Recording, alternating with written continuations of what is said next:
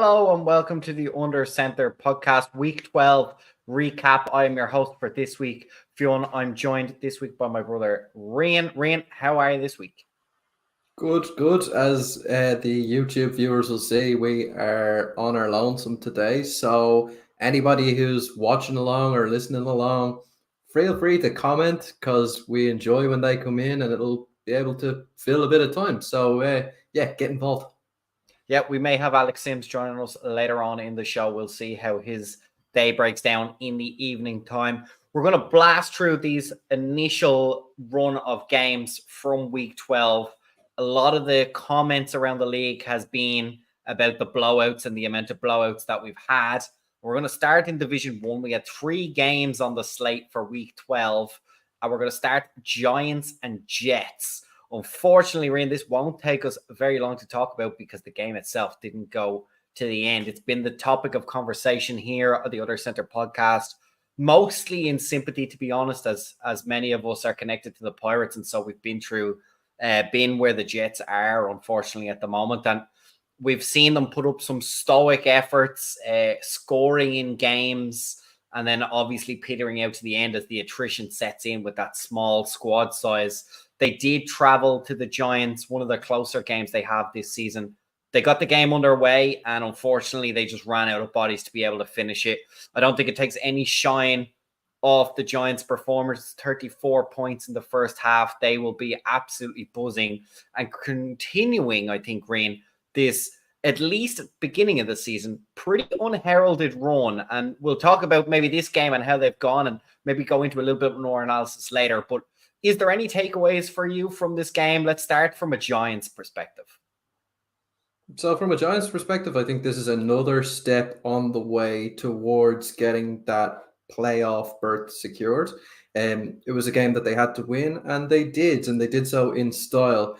I think maybe Alex is probably thanking his lucky stars that it didn't go the full distance because they were putting up points. They were putting up points quick in that game. So yeah, that 100 points might have been on the line. But flipping over to the Jets side of things, it's again, we say it every week, it is tough. But at the moment, it looks like they are very much in dire straits. This is the second game of the season that they've had to forfeit midway through, I believe. So yeah, pretty tough to see. So I'm hoping they get to finish out the season, but at this stage of the season, I'm not sure if that's going to happen. Yeah, look, massive credit to both squads. Giants have been getting the wins they need in order to be number 3 in the standings with only 2 games left to play. Very exciting, I'd say, for them in that camp. And then the Jets, as we said, we don't want to take any shine away from the Giants. But look, we've been in that situation and I'm going to keep repeating it. Fair play to the lads that are still there. It's a difficult situation, especially when numbers are so low. Makes it extra difficult. And it's going to be a war of attrition just to try and get to the end of the game. So look, for them, again, as I said, it's only 2 weeks left of the regular season. They're highly unlikely to be getting any shield action either. So I think from the rest of the league's point of view, if they can cobble together a couple more games and show up to a couple more games, I think that's going to be really their achievement they need to do as they get to the end of the season. And look, there's always building blocks. You can always find the talent that you do have in the squad, the guys that are going to hang around and really become serious players for you in the future. And I think, in fairness, we've seen that in a couple of teams. If you can, and it's a big if, regenerate the interest in the squad, those guys, especially the rookies and some of the less experienced players, can really be brought along by a season like this and having to play a lot of football and also having to play some Ironman football, as I assume they have. I haven't managed to watch any of the games. It can be, if you can survive, it can be somewhat of a silver lining to have so many vested players that have played both sides of the ball and really get a deep understanding of not just the technical side of American football, but how tough you have to be in order to finish games and really put that mentality into finishing and playing strong for the full set of quarters.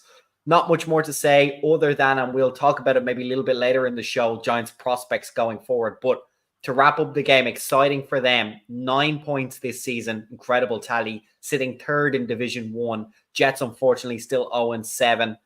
Those -2 points for their forfeit. and they'll just be looking to finish out the season. We'll move on. I think we'll skip one and we'll go to the game that I was reffing at this weekend.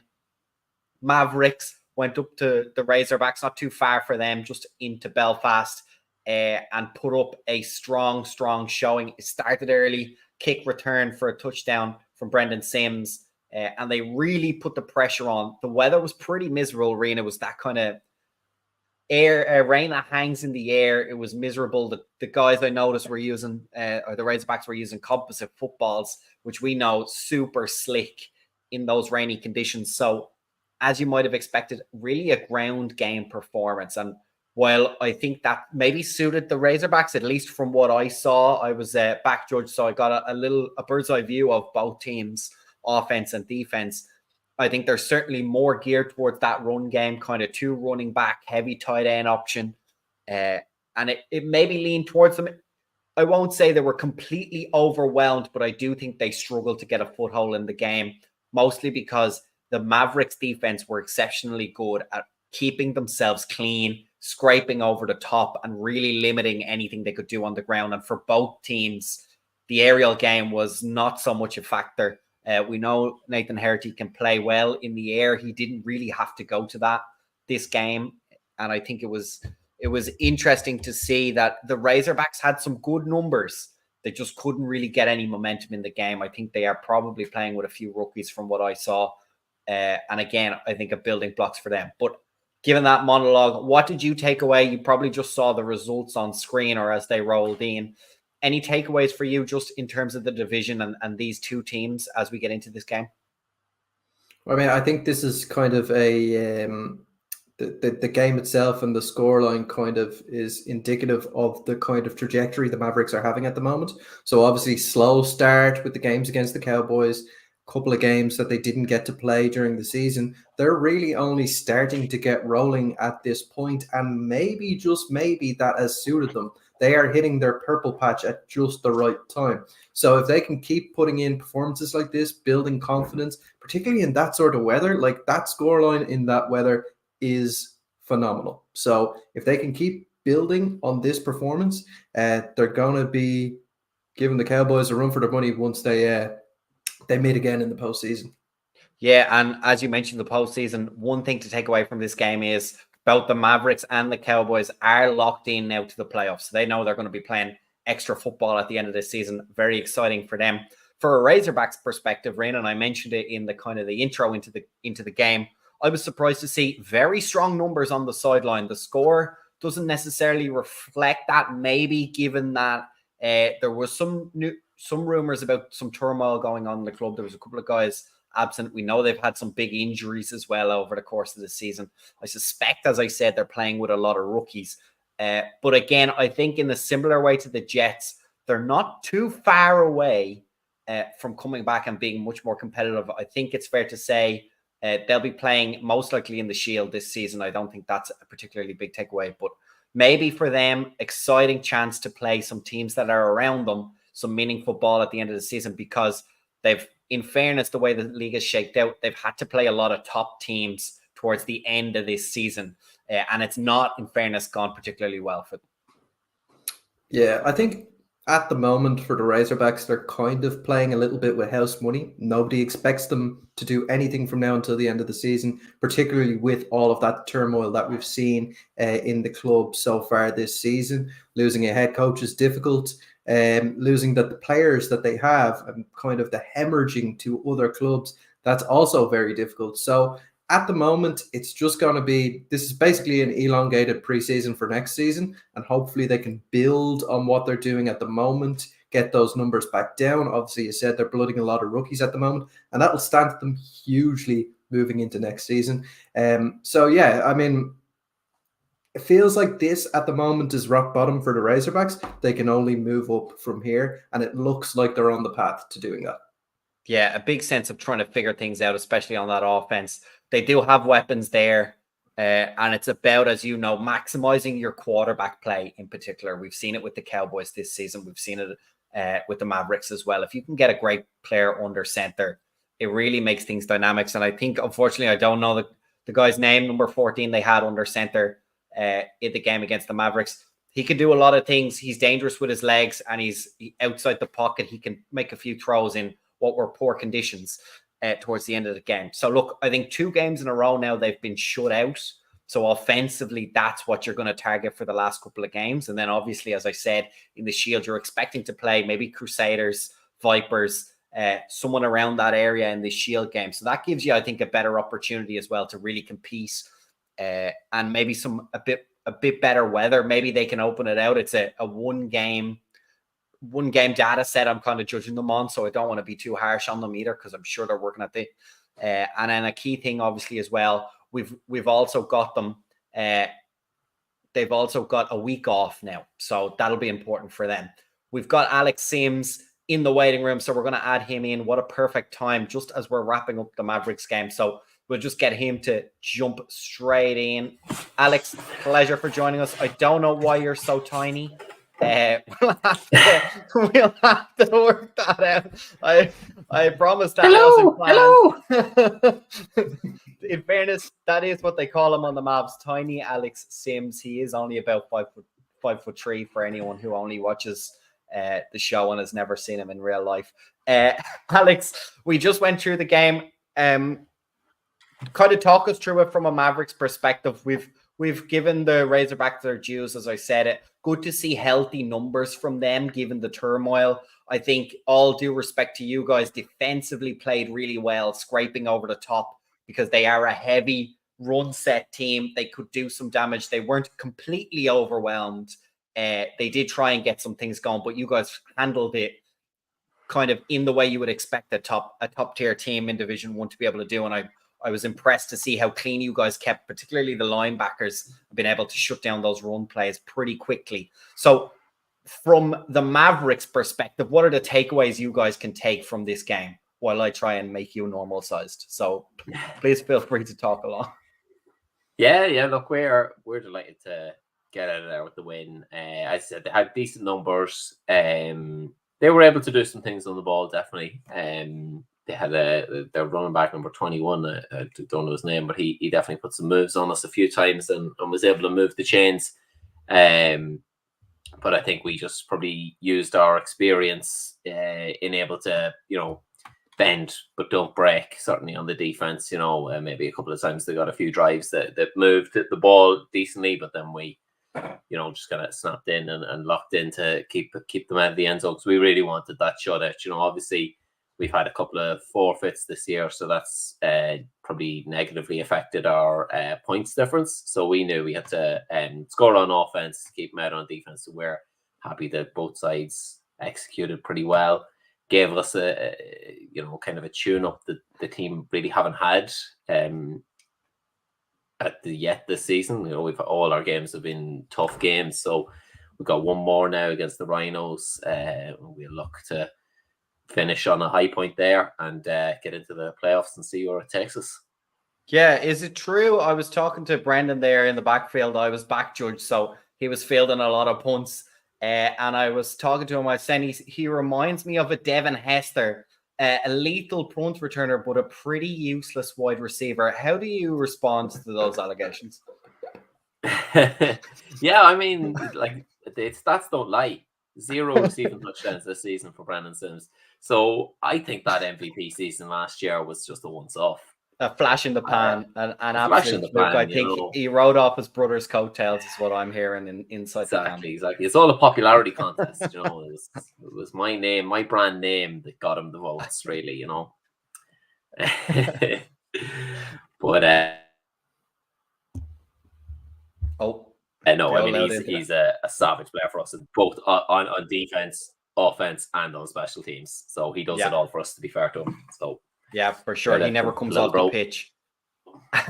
and respect where respect due, he's genuinely a pretty lethal return man as well, as we saw one going back from the kickoff first play of the game and always looked threatening on every punt that he returned during the game. So I was very impressed with that. We're going to leave it there and move on to the third game from this week's slate of Division 1 games. That was the Vipers against the Eagles, the most competitive game we saw in Division 1 and probably, in fairness, across the weekend.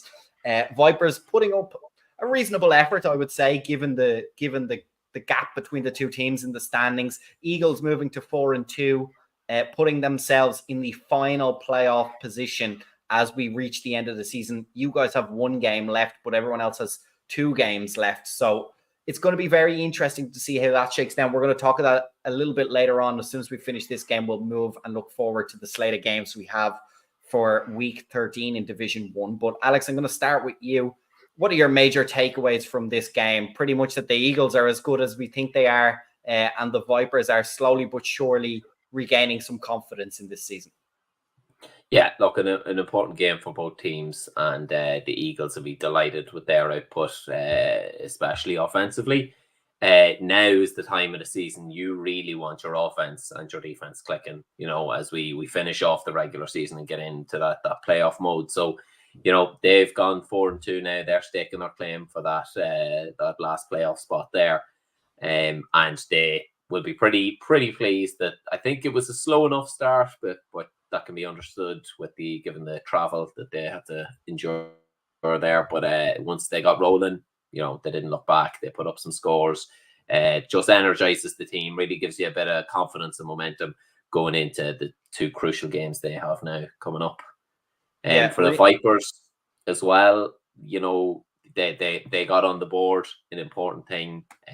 When they're seeing out that season now, they're probably they're just really waiting, I'd say, for that Razorbacks game that's going to be rescheduled at the end of the season that'll probably determine where they're seated in the sort of shield. So that's probably what their priority is on now, but you got to keep the team humming and putting up 12 points on that Eagles defense. It's no mean feat. Not everyone could do it. So props to them for that, and they'll keep look to finish out their season strong and set up a decent platform for the Shield.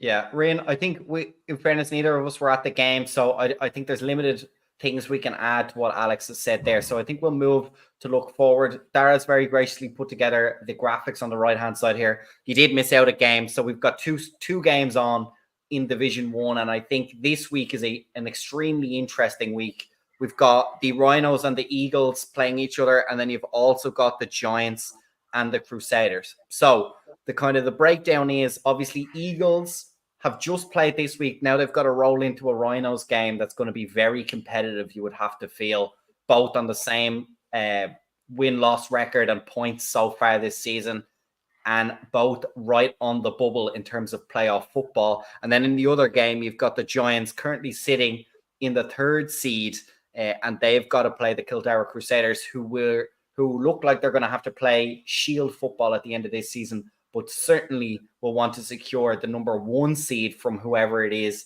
that ends up kind of dropping off the bubble. So very interesting dynamics going on.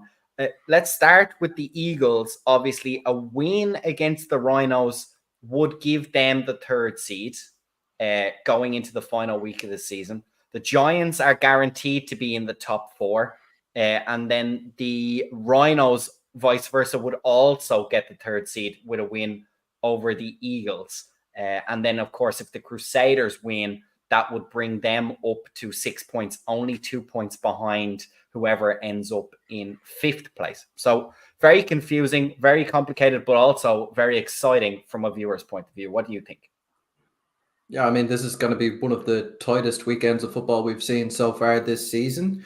It's really some of the most important football that's been played all season, with these teams all vying for that last kind of playoff spot. The one that I'm really looking forward to is that Giants Crusaders game, because the kind of narrative from the start of the season has been flipped a little bit, where we thought the Crusaders were going to be really, really strong and the Giants maybe struggling to keep up with the pack.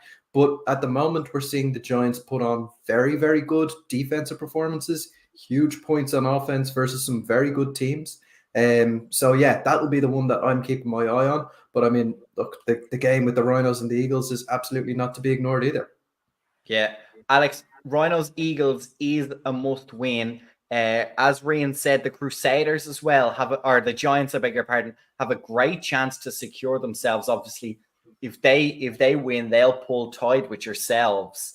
I don't know. I don't think that guarantees them playoff football if they do win. I haven't done the math, so I don't want to say that. But at the same time, I think myself and Rim were talking off air just before the show. Certainly, you could argue the Giants have benefited from playing the Jets with the Jets roster situation the way that it is. They've played them twice this season. But having said all that, with the running that they have, so they've got, and Reen, you're going to have to help me out here. So they've got the Crusaders this week, and then their last game of the season is against the Eagles. Is that right? No? Yeah. That is correct. June, yeah. So for them to make the playoffs, they're going to have to earn it, same as everybody else. And I don't think anyone could quibble with them having their spot. How do you see this shaking down? Are the Giants or the Eagles the one most in control of their own destiny at the moment?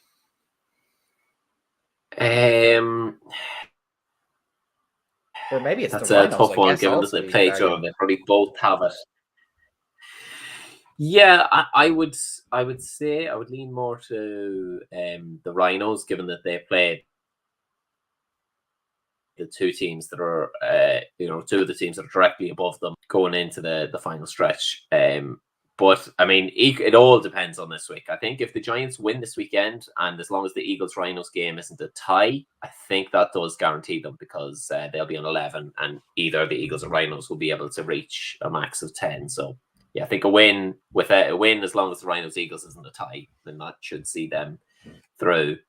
So the Giants arguably then have it in their hand, because they're playing, Crusaders team, 2-4 Crusaders team. I know I said from playing them personally that 2-4 doesn't really reflect their quality as a team. So I think the Giants will be up against it this week. But they will also be well up for the game, knowing that this can secure them playoff football, because that's a massive jump for that squad that, no one was predicting the Giants, looking to secure a playoff spot a game before the season ends. Nobody would have had that on their bingo card at the start of the season. So fair play to them, and best of luck, really, I think. Yeah, and really exciting for the AFI, I think, as well. There's been some comments around the league about blowouts. I think it's almost like injuries in the NFL. Every year there's a few of them. It's part of being an amateur sport with a very roster turnover is quite high in this league. There's always going to be some blowouts. I think every year it feels like a big problem, but the reality is I don't think it's getting any worse or better. So I think it's really exciting for the AFI, and I think us here in the media and our colleagues around on some other shows, I think now it's on us to really push and do a good job of generating the excitement, generating the enthusiasm, because we're going to have a playoff spot on the line on the final game of the season in a really exciting way, with all three teams being able to influence whether or not they make the playoffs with 2 games left to go. And I think if you're a league, that's really what you have to leverage: the quality of the football being played, the excitement of the football being played, and the layout on the schedule that we have. And it hasn't been easy, obviously, with the kind of redistribution of teams throughout the league. So credit where credit's due. I think we've managed to land on a system that's going to generate us a very interesting final 2 weeks. I won't harp on too much longer. Just to add, I will harp on, because I'm from the town and we love harp. So I will harp on and just point out that the Eagles and Giants seasons as well, I think, are massive success stories within the AFI. They're two clubs that are the Giants are arguably one of the most homogenous clubs in the league. They're really home, and they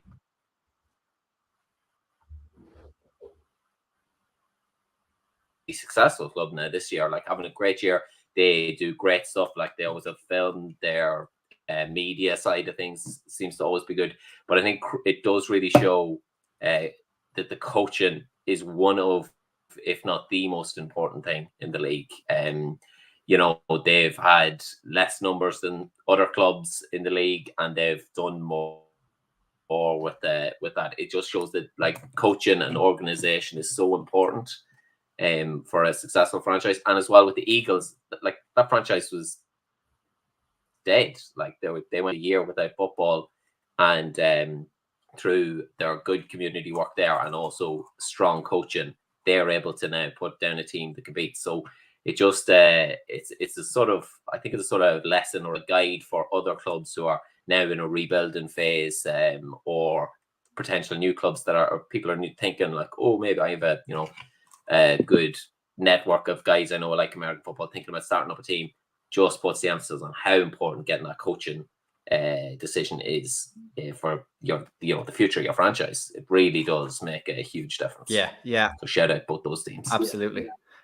So, Rain, before we roll on to the Premier Division, let's start doing our predictions. We're going to start in the Rhinos versus Eagles. Who do you have in this playoff push clash? Big crunch game, and I'm not sure who has the best momentum rolling into this one. We've seen the Rhinos come off the back of 2 massive victories, but the Eagles are also on the way up, so it's a tough one to call. I think just with the way that the Rhinos have been putting together scores on offense, they will be able to put up scores early, and we see that the Eagles are a little bit slower starting. We've seen it in a couple of games this season. So I'm going to take the Rhinos in this one, but it's going to be exceptionally close. Alex, have you got a horse in this race? Are you going to give us a side one way or the other? Yeah, as Rain said, really tough one to call. I think the strengths of both teams in this is probably the run games. So it'll be interesting to see a strength and a strength there. I think it'll be really tight, low scoring one. And I'm going to say that the Rhinos experience maybe shades it. Yeah, I could agree with Ian. Yeah, I'm going to lean towards you guys as well. I think the Rhinos have faced some good running teams, especially having faced the Crusaders twice this season. It didn't necessarily go their way, but 2 really tight games and very strong running teams. So they've had the practice for the Eagles. Not to say that both teams can't pass the ball, but I think that experience will stand to them. Eagles coming in back-to-back weeks. We all know how difficult that can be, even with a fairly comfortable 43-12 win. That doesn't guarantee you've got all healthy bodies on the sideline. So I'm going to lead towards the Rhinos. Darryl will be very happy he's not here. I'm sure the Rhinos group chat will be very happy actually, we're not giving them any stick. Go ahead, Alex. What you got? He texted me before. He's gone. The suspense is killing me. Would have been an excellent gag, but we didn't hear it. No, actually, Darryl was texting me, said Eagles in the landslide. You know, the offensive line has been terrible for the Rhinos. He said, whatever you do, don't read this out on the show. Oh, sorry. He told me, fuck the new house. Fuck the new house. I'm putting the mortgage on the Eagles to win. That's straight out of horse's mouth there. Not on the Rhinos, going for the Eagles. Darmar will put you down. Thank you very much. Okay.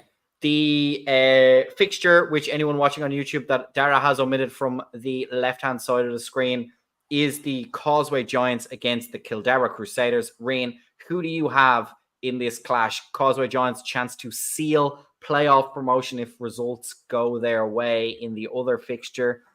Meanwhile, the Kildare Crusaders can really push and try and get the #1 seed for the Shield. Yeah, for me, this one comes down to kind of the overall trajectory of both teams once again. The Giants looking very, very hot in every single game that they play. The Crusaders, maybe a little bit of internal turmoil. I'm not sure if it's been made public yet, but we are expecting that to come out further down the line. So, to be honest, I think the Giants camp has more confidence. The Giants camp has more security and focus. So I'm taking the Giants in this one. But again, it's going to be really close. Alex? Yeah, I agree. Close one here. The Giants, I think, just a heads up for them. You got to get your BAFA players over and playing in this game and the next game if you want to play them in the playoffs. You know, just remember that rule. So get your bangers in over the weekend. Yeah, you mentioned our catchment area was small. It's fucking huge. Yeah, it's the whole of the UK. Yeah. That's true. This one would be a really interesting one. I kind of think the Crusaders' passing game might be something that the Giants haven't faced a huge amount this year, so it will be interesting to see how they match up against it. But I am going to tip them to keep their great season going and come away with the win. Yeah, look, I'm going to again follow behind Alex here. I think my heart kind of says the Giants, what a season that would be. And as we said, really a way to earn your way into that playoffs, put any narratives about, oh, well, the Jets were played twice and all that stuff to bed. They beat some really good teams to get where they are, and they'll have to do it a couple more times to get to the playoffs. I think this is the way to do it. But again, I have that same reservation you have, Alex, right? The Crusaders can definitely sling the ball around the place. Maybe something the Giants haven't come up too much against, given that they didn't have to, especially play the Cowboys, I believe, this year. Did they have to play yourselves either? Nope. So probably two of the stronger passing teams within the league they haven't come up against. So be interesting to see how they can adapt. I think, honestly, it's probably a flip of a coin. If they can hold up against the passing game, they certainly have the size. Those Northern Irish teams know how to breed offensive and defensive lines. They can certainly compete hard in the run game. And we know, obviously, for the Crusaders is going to be a key focal point.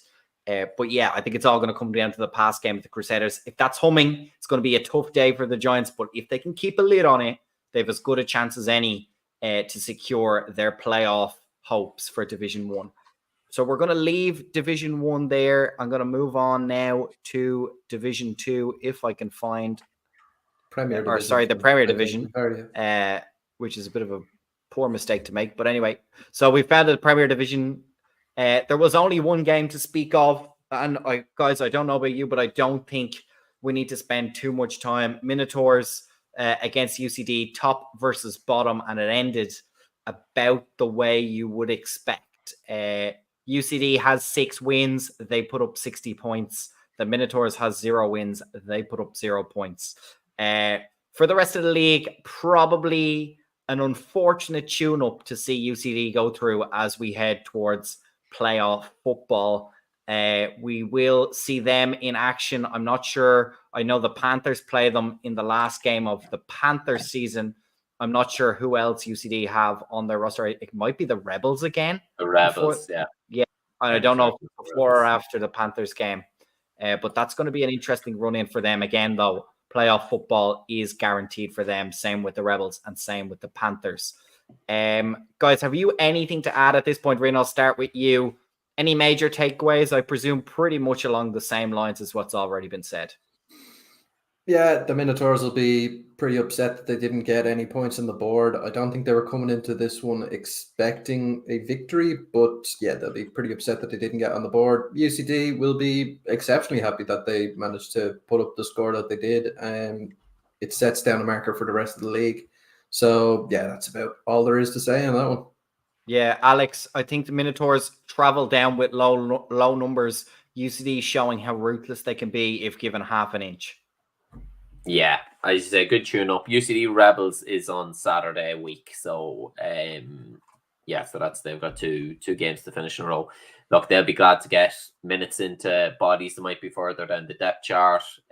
Keep everyone sharp, everyone fit, and it's just concentrate on their next 2 games, which are 2 big ones, and they'll want to perform. They'll want to have a perfect season and put some confidence into them, and maybe win some negative or some mental battles with both the Rebels and the Panthers. If they can beat them now, why wouldn't they be able to do it in the playoffs, sort of thing? So, really important for them. Tough for the Minotaurs, but always was going to be. They've just got to finish out the season now. Try and get a couple of points on the board. And try rebuild for next year. Yeah, and looking forward, just one other game on the schedule for week 13 as we look forward to the Premier Division. Quite an interesting one, not necessarily implications for the top of the table, but some interesting implications further down. I believe the Knights and the Vikings play each other twice in these final 3 games they have slated. Including this one, or is it back-to-back games? Alex, you have the schedule there in front of you, do you? I believe it is back-to-back. It is, yeah. So not quite back-to-back weekends. They're playing this weekend and then the final weekend of the season. So, yeah, could be pretty frustrating. The Minotaurs, obviously 2 games left. They could, in theory, avoid relegation, but certainly if they split these Knights against the Vikings, I think it's going to be one step too far for the Minotaurs this season. I expect they're probably facing relegation at this point. But some interesting football to play for the Knights. This is a stupid question, guys. Is there a shield in the Premier Division, or are they not going with a shield in the Premier Division? There is a shield. I believe there is, yeah. But it's a single game, right? It goes straight to the... Or it's there's three teams in. One team gets a bye, and the other teams face off. Yeah. So most likely, then, I mean, in theory, the Knights or the Vikings, if they got the double win against the Knights, could catch the Admirals for that final, or for that top seed, and buy into the final. That could be very interesting. Admirals are in action in the Sunday week against the Panthers. And I don't know what is their final game of the season then.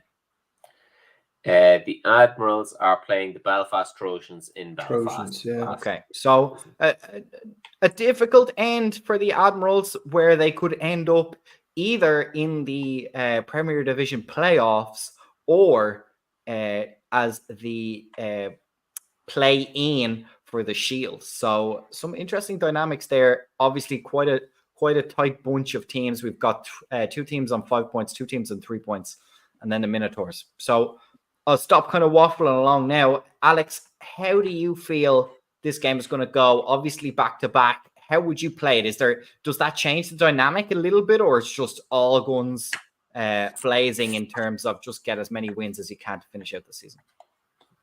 Yeah, I don't think anyone's going to hold them back in these this kind of double fixture. It's first up, it's the Belfast installment of the fixture, so the Vikings will have a long way to travel, but they'll sort of still be buzzing off their win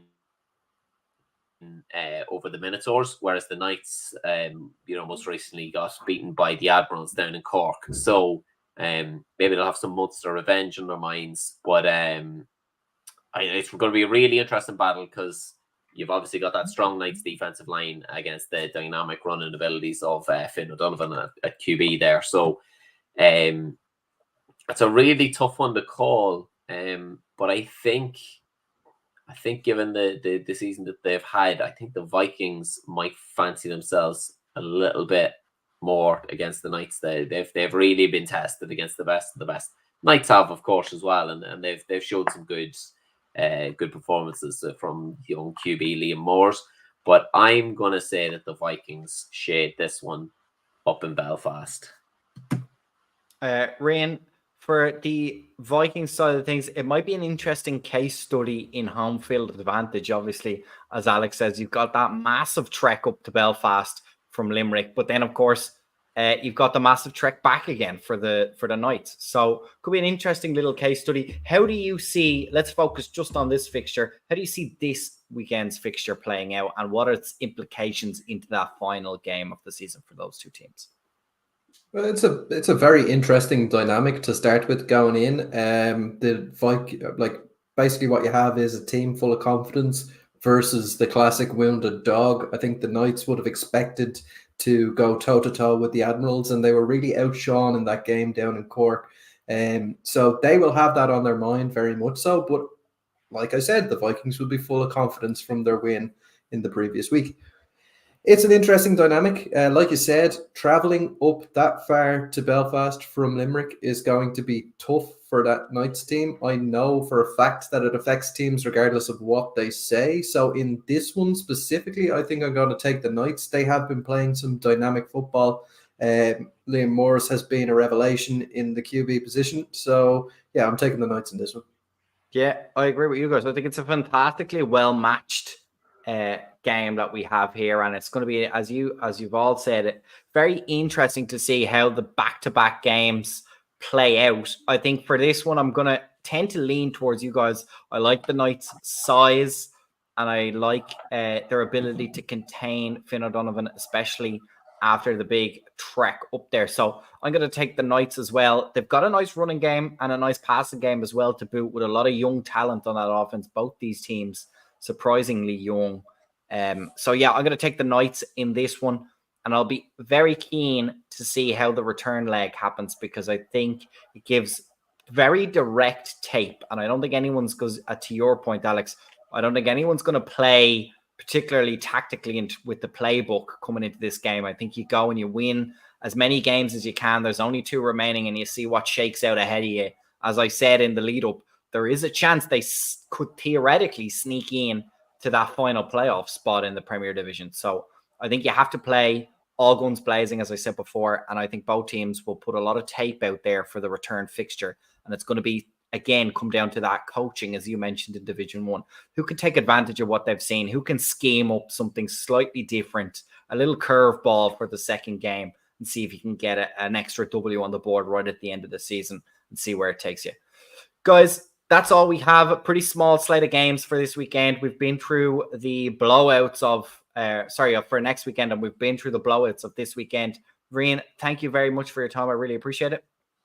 Pleasure as usual. And Alex, fair play for making it in. We were following along your progress in the group chat, so good to see you made it on with us, and great to have your insight. Shout out. Oh, that's my daughter for going to sleep. Champion. Great. Okay, so guys, please do follow along on all our socials. If you're watching this on YouTube, please do give us a follow, like, and comment underneath the videos. We love the interaction at @UnderCenterPod. That's where you'll find us on X, also on Instagram.